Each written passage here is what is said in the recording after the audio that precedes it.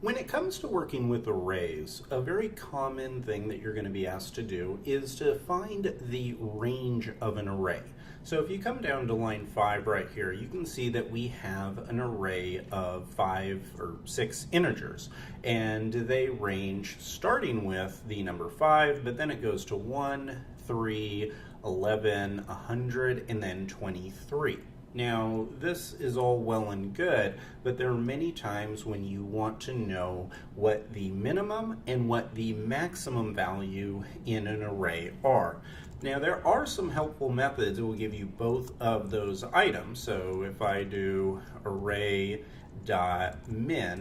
and if I run this code right here, it is going to print out the value 1. And then if I want max, then this is going to print out the value 100. So that is pretty straightforward. But what we're tasked to do in this coding exercise is to actually build a method that return both of these items. So for example, because we can see it's an array range finder method, right here the expectation is that in this array the value should be an array of 1 and 100. So the first element needs to be the minimum, and the last element, or the second element, needs to be 100. So this is pretty straightforward, but it's still a good exercise to go through. So the first thing I'm going to do is open up the array class, and we know to open up the array class because right here the expectation is that we would be able to pass the array range finder method to an array directly. We're not creating or calling the range finder method and then passing in an array as an argument. So with that in mind, we're going to open up the array class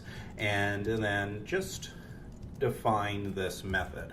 So I'm going to define this method, and this is really straightforward. This is actually going to be one of the shortest solutions that I have built in this course. So we're going to say self.min and then self.max. If you remember back down to what we add here, this is essentially, in this case, self is going to equal our ARR variable, or in other terms, it's going to equal any array that it's being called on, and then all it's doing is it's returning an array, and we know that because it's using the bracket syntax here, and it's an array of 2 elements, exactly like how we're looking for, where we have the minimum as the first element and then the maximum as the second one. So this is very straightforward, but if you've been asked to do this, whether it's in a coding interview or just in something like a Rails view helper method, you'll find this is a pretty easy implementation. So now I'm going to get rid of max, and now let's call the array range finder method.